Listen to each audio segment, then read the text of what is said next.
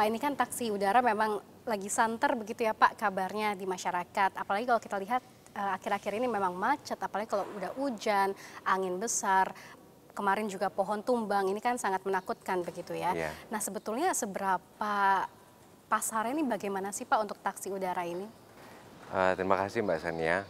Menurut saya Indonesia ya, terutama selain negara yang bentuknya kepulauan, banyak sekali industri atau sektor usaha yang bisa didukung oleh transportasi udara.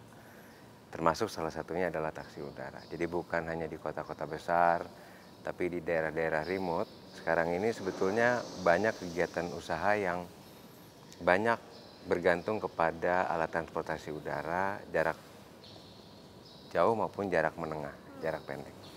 Yang sekarang ini kita banyak gunakan adalah helikopter atau air mobility konvensional. Nah, maraknya tentang taksi udara ini sebetulnya Indonesia ini merupakan salah satu segmen market yang diincar oleh dunia internasional.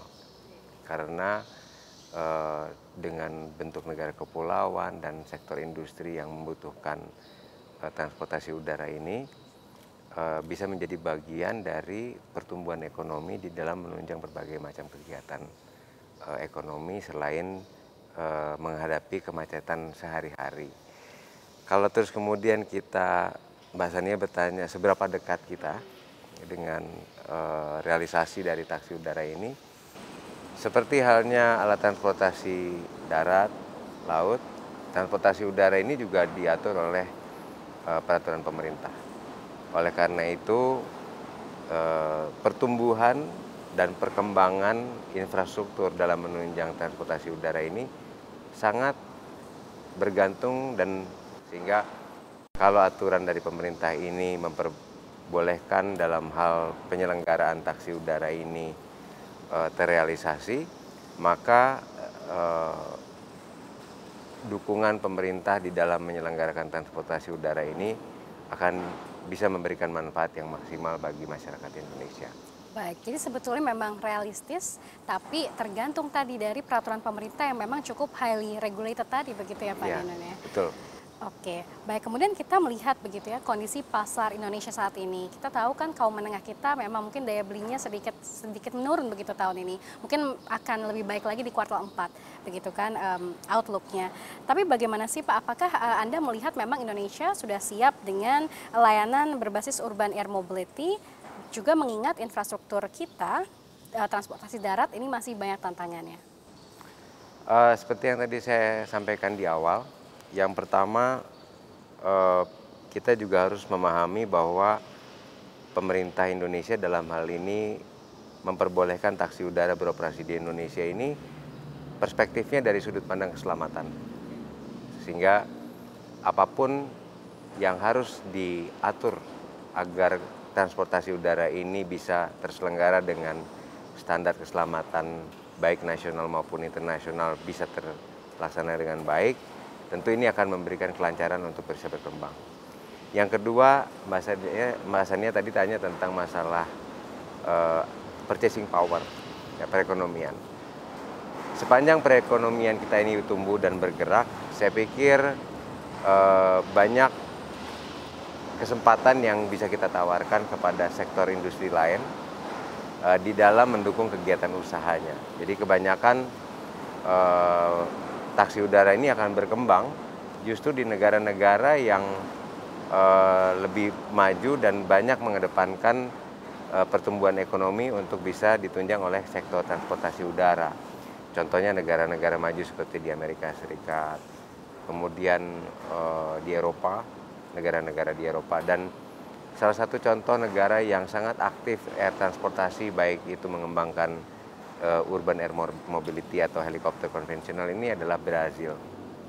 Nah, sekarang ini Indonesia termasuk ke dalam kategori negara yang sangat agresif di dalam mengembangkan advance teknologi di dalam urban air mobility. Saya pikir ini satu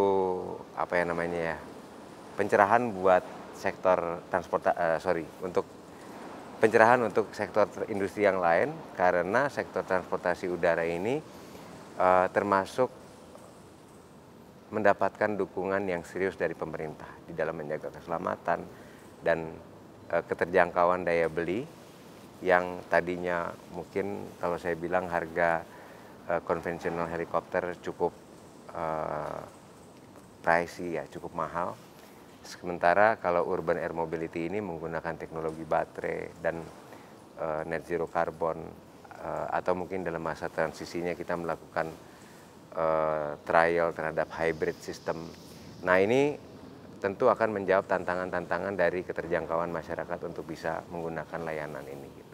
Baik, ini menarik sekali begitu ya, Anda menyebutkan bahwa banyak sekali sebetulnya inovasi-inovasi di bidang taksi udara ataupun helikopter ini sendiri. Tadi Anda menyebutkan negara seperti Brasil begitu yang banyak advance teknologinya, kemudian juga memang dibutuhkan di Amerika dan lain sebagainya. Tapi kalau kita lihat tadi Anda juga menyebutkan ada hybrid begitu kan. Ini menarik sekali, jadi tidak hanya mobil yang hybrid tapi helikopter juga bisa hybrid ya Pak.